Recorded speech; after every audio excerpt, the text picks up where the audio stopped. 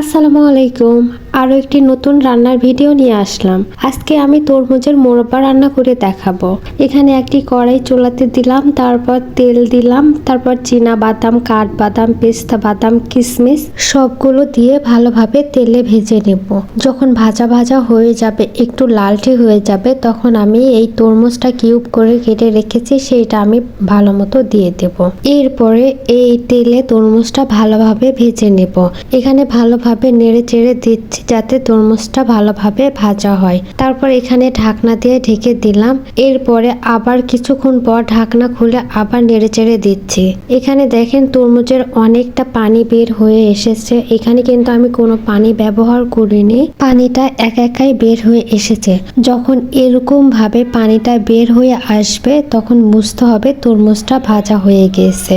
এখানে যদি আমি তরমুজটা বেশি ভেজে নিতাম তাহলে তরমুজ থেকে পুরোটাই পানি ছেড়ে দিত। এমন অবস্থায় বুঝতে হবে তরমুজটা ভাজা হয়ে গিয়েছে। এখন আমি তরমুজটা চুলা থেকে নামিয়ে নিচ্ছি। এইটা যদি আরো বেশি ভাজা ভাজা করি তাহলে এক সময় দেখা যাবে তরমুজ থাকবে না, শুধু পানি রয়ে যাবে। তাই এই অবস্থায় আমি নামিয়ে নেব। আমার এইটুকু ভাজার দরকার ছিল তাই আমি নামিয়ে নিচ্ছি। তারপর চুলাতে আরেকটি পাতিল বসিয়ে দিলাম। এখানে আমি অন্য একটি পাতিল ব্যবহার করেছি। তারপর এই পাতিলে আমি খাঁটি গরুর দুধ ব্যবহার করতেছি। তারপর এখানে আমি 3 চামচের কম চিনি দিলাম। আপনারা চাইলে অনেক বেশি চিনি দিয়েন, আমরা চিনি কম খাই তাই আমরা এখানে কম চিনি দিলাম।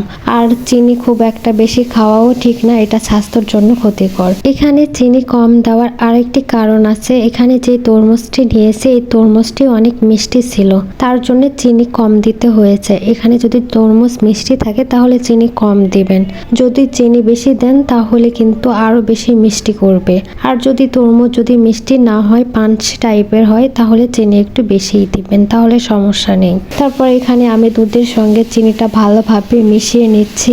এরপরে যখন চিনিটা ভালোভাবে মিশিয়ে নেওয়া হয়ে যাবে তখন যেই ভাজা তরমুজটা ছিল সেই তরমুজটা আমি একে একে এখানে দিয়ে দিচ্ছি। তারপর নেড়ে চেড়ে দিচ্ছি। এরপরে আমি ঢাকনা দিয়ে ঢেকে দেব। তারপর যখন বলক উঠে যাবে তারপর ঢাকনা নামিয়ে আমি ভালোভাবে নেড়ে চেড়ে দেব। এখানে ভিডিওতে আমি ঢাকনা দেওয়ার এটা দেখাইনি, ওইটা স্কিপ করা হয়েছে তাই আমি ভিডিওতে দেখাতে পারলাম না। তারপর সুন্দর মতো এইটা বলক দিয়ে নেব। এখানে আমি সুন্দর মতো নেড়ে চেড়ে নিচ্ছি। যখন বলক এসে যাবে তখন আবার ভালোভাবে নেড়ে চেড়ে নেব। এখানে ভালোভাবে নাড়তে হবে যাতে তলাতে না লেগে যায়। দেখেন কি সুন্দর একটা কালার এসেছে।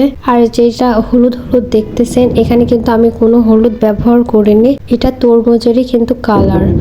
এখানে যখন বলক এসে যাবে ভালোভাবে তারপরে নেড়ে নেব। তারপর এখানে দারচিনি, এলাচ, পেস্তা বাদাম, চীনা বাদাম, কাঠবাদাম সব আবার দিয়ে দিচ্ছি। এখানে এলাচটা দুধের মধ্যেই দিতে হতো কিন্তু আমি ভুলে গেছিলাম তাই আমি এখন দিয়ে দিলাম। তাও একটা জিনিস দিতে ভুলে গেছি, তেজপাতাটা দিতে ভুলে গেছি। এখানে চোখের সামনে কিন্তু আমি তেজপাতা রেখেছি কিন্তু দিতেই ভুলে গেছি।